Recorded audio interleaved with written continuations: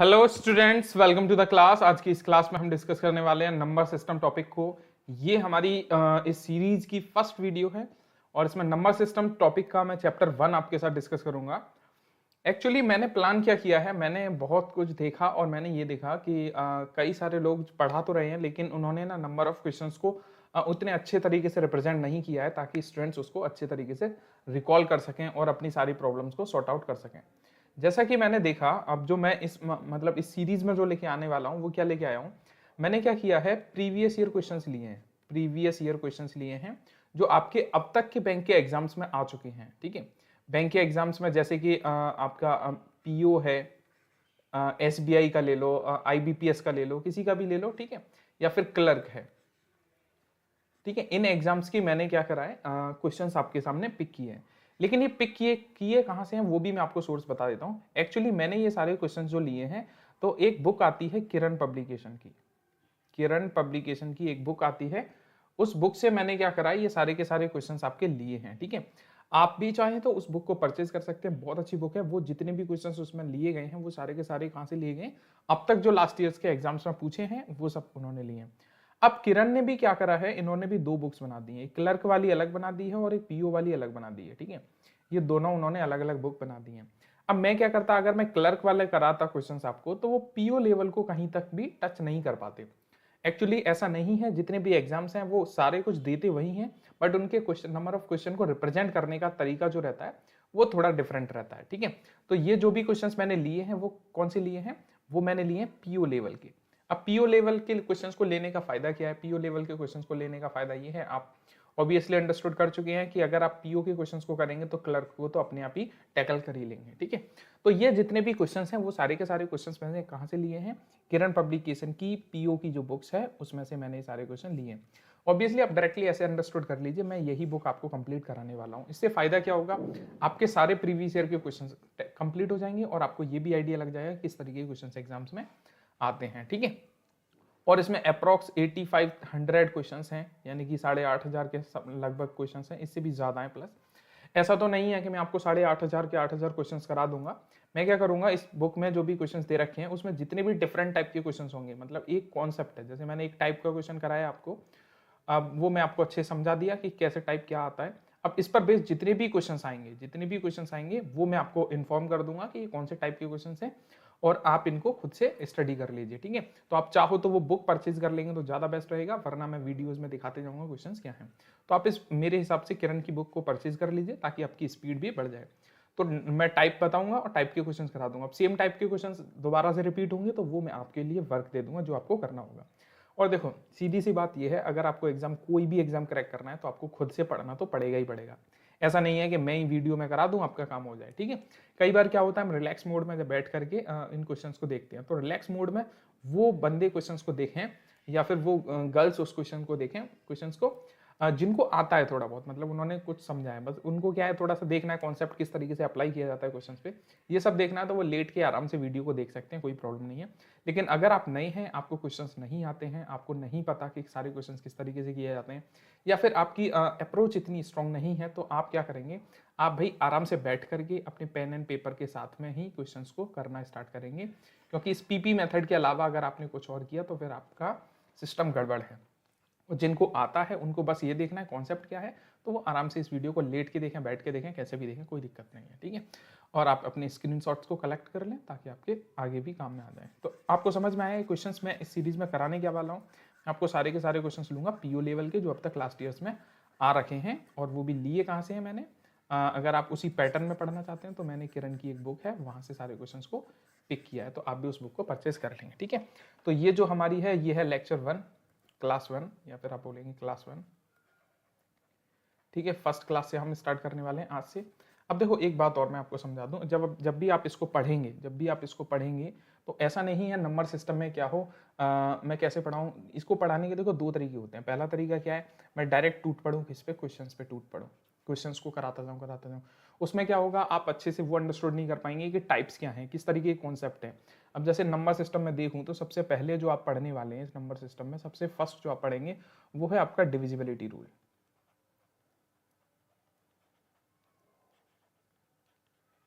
Divisibility rule को आप इसमें देखेंगे। जैसे कि मैं बात करूं टाइप 2, जैसे आप देख रहे हैं कि यूनिट डिजिट आप पढ़ने लग रहे हैं। क्या पढ़ने लग रहे हैं? यूनिट डिजिट को आप पढ़ने लग रहे हैं, ठीक है। इसका कॉन्सेप्ट क्या है? या फिर थर्ड आप देखेंगे तो रिमाइंडर थ्योरम, रिमाइंडर थ्योरम ये आप पढ़ते हैं। या फिर आप फोर्थ देखें तो number of zeros, number of zeros, ठीक है। नेक्स्ट कॉन्सेप्ट आप पढ़ते हैं लास्ट 2 डिजिट्स, 5, लास्ट 2 डिजिट्स, ठीक है। ये सारे कॉन्सेप्ट्स फाइंड करने के लिए आपके आते हैं। अब देखो नंबर सिस्टम में क्या है, नंबर सिस्टम में आपका सिंप्लीफिकेशन भी आता है, सिंप्लीफिकेशन भी नंबर सिस्टम में ही आता है। सर्ट्स एंड इंडिसेस भी आपका नंबर सिस्टम में आता है। HCF एंड LCM आपका इसी में आता है, ठीक है। ये आपके इसी में आते हैं, ठीक है। बट मैं ये आपको यहाँ पे नंबर सिस्टम में इसमें नहीं लिख रहा हूँ, बिकॉज इस बुक में क्या कर रखा है, इनके ही स्पेशल चैप्टर्स बना दिए। सिंप्लीफिकेशन का अलग है, सर्ट्स एंड इंडिसेस का अलग है, HCF एंड LCM का सेपरेट चैप्टर है, तो मैं इनको सेपरेट ही पढ़ाऊंगा। वैसे जब भी मैं क्लासेस में पढ़ाता हूँ तो मैं इन सबको मर्ज करके पढ़ाता हूँ, ठीक है। अब क्या है, ये सेपरेट इन्होंने इसलिए दिए हैं मेरे को लगता है क्योंकि सिंप्लीफिकेशन के देखो एग्जाम में आपने देखा होगा 10 क्वेश्चन ही आ जाते हैं। 35 क्वेश्चंस की सीरीज है, उसमें 10 क्वेश्चन, 5 to 10 क्वेश्चन इसी में आ जाते हैं। 35 में से 5 से 10 क्वेश्चन आ रहे हैं, तो ये बहुत बड़ी बात है। तो आपको सिंप्लीफिकेशन तो बहुत स्ट्रॉन्ग करना पड़ेगा। और आपका सर्ट्स एंड इंडिसेस है, ये भी आपको थोड़ा देखना पड़ेगा। HCF एंड LCM देखना पड़ेगा, ठीक है। बेसिकली देखा जाए तो सिंप्लीफिकेशन एंड क्वाड्रेटिक इक्वेशन पे बेस्ड रहता है आपका पेपर बहुत ज़्यादा। ये नंबर सिस्टम से तो एक दो क्वेश्चन आते हैं, बट अगर आपको ये सारे तरीके पता होंगे तभी आप बहुत अच्छे तरीके से टैकल कर सकते हैं एग्जाम्स को। ऐसा नहीं है कि जो सब कर रहे हैं वो आप भी कर दो, ठीक है। एग्जाम में को क्रैक करने के लिए अब आप देखो, अभी SBI क्लर्क की वैकेंसी आई है, 5000 वैकेंसी है। अगर आप इस 5000 वैकेंसी में स्टेट वाइड देखोगे, यूपी की अगर आप वैकेंसी देखते हैं तो 150 है जनरल कैटेगरी में। तो आप क्या 150 ही बंदे फॉर्म भरेंगे? कम से कम भरेंगे यहाँ पे 1.5 लाख स्टूडेंट्स फॉर्म भरने वाले हैं इसको, ठीक है। अब 1.5 लाख में से 150 बच्चों को जॉब चाहिए भाई, तो देखो कैसे लोगे, सब करेंगे जितना तुम करोगे। बट देखो एक मैं आपको ब्रेन वॉश कर दूं आपका, सीधा सीधा नॉर्मल सी बात है। जब भी आप किसी भी एग्जाम को देंगे, जैसे कि मान के देखो आपने देखा 1.5 लाख बच्चे हैं, 1.5 लाख स्टूडेंट्स ने क्या करा है, फॉर्म फिल करा है। तो 1.5 लाख आपकी कंपटीशन में नहीं है। अगर आप एग्जाम क्रैक करने वाले हैं तो 1.5 लाख तो आपकी कंपटीशन में है ही नहीं।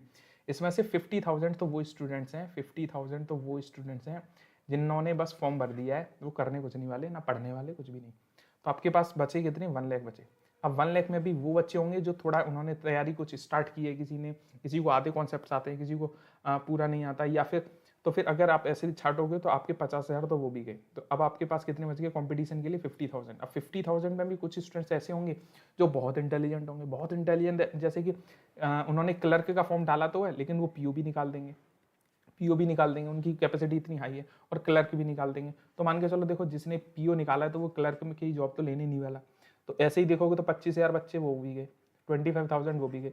अब आपकी कंपटीशन किस में बच गई? 25,000 बच्चों में बच गई। अब 25,000 बच्चे वो भी सीरियस होंगे, वो अच्छे से सीरियस होंगे अपने क्लर्क के एग्जाम को निकालने के लिए। तो अब उनसे आपको जीतना है, उनसे आपको सीट छीननी है, तो क्या करना पड़ेगा?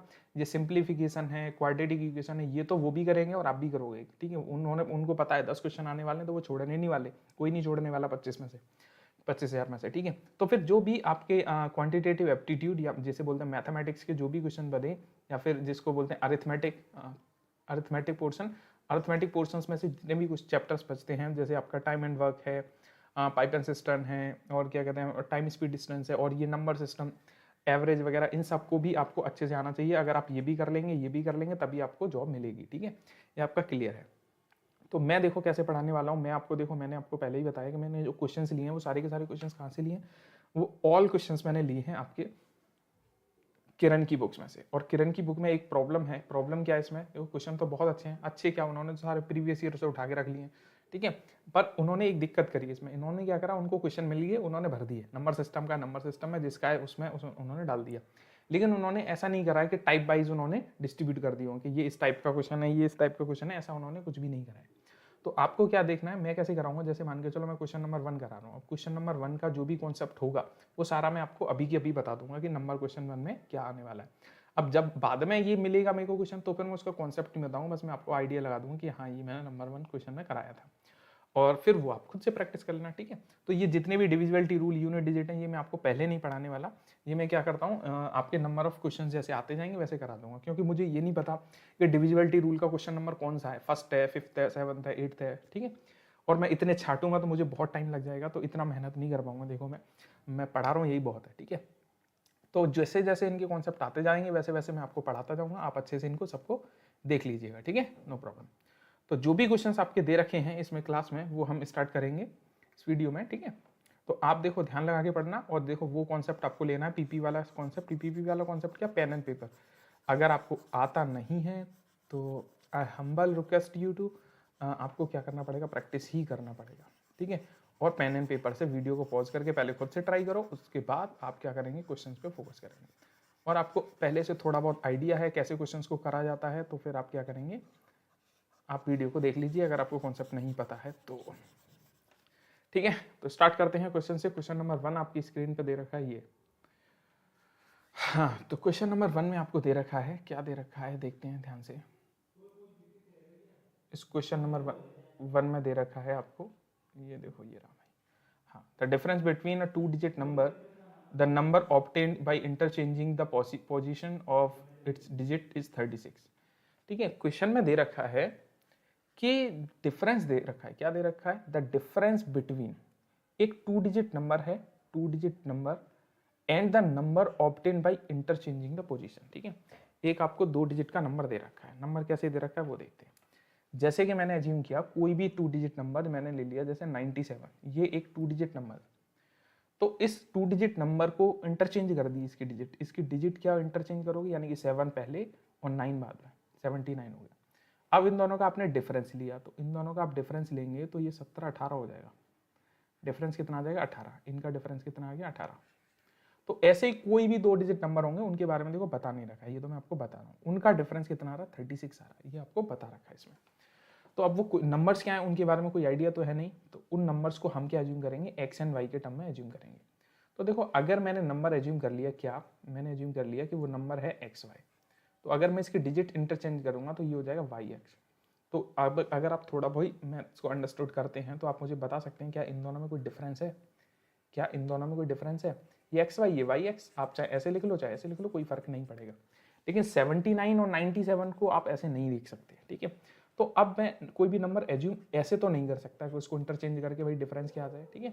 तो आपको क्या करना पड़ेगा, इन डिजिट्स को इस तरीके से एज्यूम ना करके आपको कैसे एज्यूम करना है वो बताता हूँ। जैसे 97 है, तो 97 को आप कैसे एज्यूम करेंगे, 90 + 7, और इसमें जो 90 है इसको भी आप एज्यूम करेंगे 10 × 9 + 7 ऐसे, ठीक है। ये कॉन्सेप्ट आपको लेके चलना है। तो जब भी आप 2 डिजिट नंबर आपको एज्यूम करना पड़े तो आप उस 2 डिजिट नंबर को एज्यूम ऐसे ही डायरेक्ट नहीं करेंगे। आप कैसे एज्यूम करेंगे उस 2 डिजिट नंबर को, उस 2 डिजिट नंबर को एज्यूम करेंगे आप ऐसे 10x + y करके। रुक जाओ यहीं पे करता हूँ, इसको थोड़ा रफ कर दूँ। तो जो भी आप नंबर एज्यूम करने वाले हैं वो क्या 10x + y करके एज्यूम करेंगे। क्यों 10x + y करके एज्यूम करेंगे ये मैंने आपको बता दिया है। तो जैसे कि let the number is 10x + y, ये एक नंबर है। अब इसकी डिजिट को इंटरचेंज कर दो, डिजिट को इंटरचेंज करेंगे तो ये हो जाएगा 10y + x, ये हो गया। अब इन दोनों का डिफरेंस जो आपको दे रखा है वो दे रखा है कितना, 36, ये आपको क्वेश्चन में दे रखा है। क्लियर है भाई। अब देखो ब्रैकेट्स को रिमूव करता हूं तो ये हो जाएगा कितना, 10x + y - 10y - x = 36। अब इस x को जब मैं माइनस करूंगा इस 10x में से तो बचेगा कितना, 9x, और ये बचेगा -9y इक्वल्स टू कितना आ गया, 36। अब 9 से मैं इस पूरी इक्वेशन को डिवाइड कर देता हूँ। जब मैं 9 से इस पूरी इक्वेशन को डिवाइड करूँगा तो मुझे क्या मिलेगा, x - y = 9 × 4 = 36, ये भाई। अब देखो मुझे कुछ नहीं करना, बस मुझे यही बताना है। उसने बोला है कि उन दोनों नंबर का, आगे ये बोला है what is the difference between 2 digit of the number. जो भी नंबर में 2 डिजिट मैंने यूज किए थे, तो कौन सी 2 डिजिट्स मैंने यूज किए थे इस नंबर को एज्यूम करने में, मैंने एक x एज्यूम किया है और एक y, और x एंड y का जो डिफरेंस आ रहा है वो कितना आ रहा है, 4। तो इसलिए मेरा आंसर कितना हो जाएगा, 4 हो जाएगा। क्लियर है भाई। देखो अब आपको क्या करना है, आपको कुछ चीज़ें अपने माइंड में सेट कर लेनी है, कुछ चीज़ें अपने माइंड में सेट कर लेनी है। वो कैसी सेट कर लेनी है आपको, जैसे ये 1-2 बातें सेट करनी है। जैसे कि कभी भी 2 डिजिट नंबर का डिफरेंस की बात करें तो 9x - y आप लेंगे, ये आ गया डिफरेंस, इक्वल्स टू 36 दे रखा है। 9 से कैंसिल आउट करो तो 2 डिजिट का डिफरेंस यानी कि x - y आपको कितना मिल गया, 4 मिल गया। और जब भी आपसे बात करी जाएगी किसकी, एक टू डिजिट नंबर्स के सम की, अगर टू डिजिट नंबर के सम की बात करते हैं, दैट मीन्स आप इन दोनों वैल्यूज को ऐड करेंगे। जैसे 10x में एक x को ऐड करेंगे तो 11x हो जाएगा। इसी तरीके से अगर आप सम की बात करता है तो आप जब 11 कॉमन लेंगे तो x प्लस वाई मिल जाएगा आपको। तो कोई भी ऐसी वैल्यू आपको दे रखी होगी जो 11 से डिविजिबल हो सकती है, उसको आप यहाँ पे रखेंगे। 11 से कैंसिल आउट करने के बाद आपको सम की वैल्यू मिल जाएगी जो भी आने वाली है वो। और यहाँ पे क्या मिल जाएगा, यहाँ पे आपको डिफरेंस की वैल्यू मिल जाएगी। तो आप इस बात को याद रखिएगा माइंड में कि कभी भी क्या है, आपको कोई भी वैल्यू दो डिफरेंस के साथ पूछ सकता है या सम के साथ पूछ सकता है। मोस्टली जो पूछा गया है वो आपसे डिफरेंस वाली वैल्यू को पूछा गया है, तो आप डिफरेंस के साथ जाएंगे। ठीक है, तो इस सम की वैल्यू को रिमूव कर दीजिए, या फिर सम वाला कुछ आ जाता है तो आप उसको सम के हिसाब से कर सकते हैं। बस आप इतना याद रखिए, दोनों के सम की बात आता है तो आप 11 को प्रोडक्ट के साथ रखेंगे x प्लस वाई के, और जब भी डिफरेंस की बात आता है तब 9 को प्रोडक्ट के साथ रखेंगे। ठीक है, तो इस तरीके से आपके क्वेश्चन नंबर फर्स्ट का जो आंसर बनता है वो बनता है option number 1। Option number 1 answer है जो 4।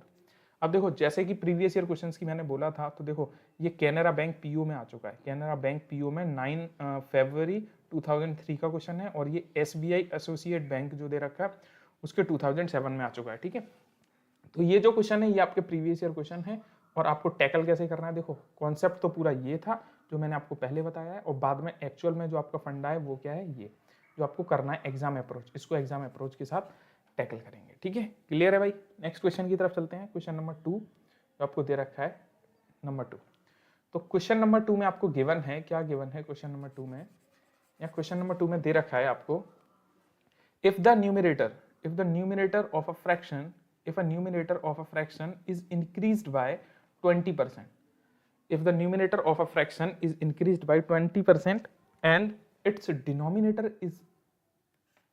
denominator by 25%, दोनों को इंक्रीज करने की बात हो रही है। न्यूमिनेटर को भी, किसी भी फ्रैक्शन के न्यूमिनेटर को भी इंक्रीज कर दिया गया कितना 20%, और इसके डिनोमिनेटर को भी इंक्रीज कर दिया गया कितना 25%। ठीक है, then the fraction obtained is 3/5, और इसके बाद जो फ्रैक्शन मिलती है वो कितनी बन जाती है, 3/5 बन जाती है। तो what is the original fraction, आपको बताना है इसकी ओरिजिनल फ्रैक्शन क्या होगी। ठीक है, तो जैसे कि अब जब ऐसा क्वेश्चन आ जाए तो आपको क्या करना पड़ेगा, फ्रैक्शन को भी एज्यूम करना पड़ेगा। लेट फ्रैक्शन अब फ्रैक्शन को एज्यूम करेंगे तो वो आपकी हो जाएगी क्या, x/y, ये फ्रैक्शन हो जाएगी। ठीक है, अब इस x/y में किया क्या गया है, अब देखो कोई भी वैल्यू कभी भी लिखी हो ना, वो हमेशा क्या होती है, 100% होती है अपने आप में। जैसे यहाँ पे x लिखा है, ये x लिखा है, ये ऑलरेडी अपने आप में 100% है। ये y लिखा है, ये अपने आप में ऑलरेडी 100% है। अब ये कह रहा है इसको 20% इंक्रीज कर दूंगा ना, तो ये 120% हो जाएगा। ये कितना हो जाएगा, 120% हो जाएगा। और इसके डिनोमिनेटर को 25% इंक्रीज कर दिया जाएगा, तो ये भी कितना हो जाएगा, ये 125% हो जाएगा। क्लियर है भाई, ये 125% हो जाएगा। अब इसके बाद जो वैल्यू बनने वाली है वो कितनी बन जाएगी, 3/5 बन जाएगी। ये हो गया भाई 3/5, ये आपको दे रखा था। अब इसमें करना क्या है, सॉल्व कर लो भाई। परसेंट से परसेंट कैंसिल आउट, 5 से इसको कैंसिल आउट कर दें, 5 2 जा 10, 5 4 जा 20, एंड 5 से 25 टाइम ये कैंसिल आउट हो जाएगा। 3 से 8 टाइम ये, और 5 से 5 टाइम ये। तो आपके पास जो वैल्यू बचेगा वो बचेगा कितना, x/y इंटू 8/5 इक्वल्स टू 1। और जब इस 8/5 को आप राइट हैंड साइड डिवाइड करके लेके जाएंगे तो इसकी रियल वैल्यूज क्या हो जाएंगी, x/y इक्वल्स टू ये वैल्यू हो जाएगा 5/8। तो आपकी जो एक्चुअल फ्रैक्शन रही होगी वो कितनी रही होगी, 5/8 रही होगी। ठीक है, तो यहां से आपका जो फाइनल आंसर बनता है वो बन जाएगा कितना, कहाँ गया, ऑप्शन नंबर 3। ठीक है, क्वेश्चन नंबर 2 का ऑप्शन नंबर 3 ये आपका बनता है। ठीक है, और देखो ये भी जो क्वेश्चन है ये आपका आ चुका है, किन एग्जाम्स में आ चुका है ये भी देख लीजिए। ये आपका आ चुका है बैंक पीओ सिंडिकेट 2004 में और यूनाइटेड बैंक 2009 में। ठीक है, ये पीओ एग्जाम्स में आ चुका है, ये भी पीओ में आया, ये भी पीओ में आया, और ये आपको किरण की बुक में अवेलेबल है, ये मैंने आपको ऑलरेडी बता दिया। नेक्स्ट क्वेश्चन की तरफ चलते हैं, क्वेश्चन नंबर 3 जो आपको दे रखा है इसे देखते हैं। क्वेश्चन नंबर 3 में क्या दे रखा है, क्वेश्चन नंबर 3 में आपको गिवन है the number obtained by interchanging the 2 digit of a 2 digit number, यानी कि एक नंबर है वो ऑब्टेन करा जाता है इंटरचेंज करके। कैसे, एक 2 डिजिट नंबर को, and the 2 digit number is less than the original number by 27। अब देखो वही कॉन्सेप्ट आ गया, एक 2 डिजिट नंबर है उसको इंटरचेंज कर दिया गया है और उनका डिफरेंस जो आ गया वो 27 आ गया। लो, तो आपको कॉन्सेप्ट पता है, देखो डायरेक्ट वाला कॉन्सेप्ट लेंगे हम। डायरेक्ट वाले में क्या करते हैं, डिफरेंस वाली कहानी में 9x - y = 27 ये हो गया। और आप अपने ब्रेन को और वॉश कर लेंगे तो 9 से डायरेक्ट डिवाइड ही कर दो, तो आपको x - y की वैल्यू कितनी मिल गई, x - y आपको मिल गया 9 3 = 27, 3 आ गया। नेक्स्ट बोल रखा है if the difference between the 2 digits of the number is 3। तो देखो आ गया भाई डिफरेंस 2 डिजिट नंबर का 3। What is the original number, आपको बताना ओरिजिनल नंबर क्या है, ठीक है। ओरिजिनल नंबर के बारे में आपको देना है। तो देखो ओरिजिनल नंबर जो भी आपको इन्फॉर्मेशन की अकॉर्डिंग, जब तक आप देखो आपको ओनली x - y दे रखा है, तो यहाँ से आप पता करेंगे, तो आप यहाँ से पता कर लीजिए x + y कितना हो जाएगा। तो देखो x + y पता करने के लिए आपको क्या करना पड़ेगा, x + y, या फिर देखो एक और तरीका क्या है, आप कोई भी 2 डिजिट देख लो जिनका डिफरेंस 3 हो। तो देखो यहाँ भी 3 है, यहाँ भी 3 है, यहाँ भी 3 है, तो आप नहीं बता सकते, आपको x + y ही चाहिए। आपको क्या चाहिए, x + y चाहिए। एक सेकेंड,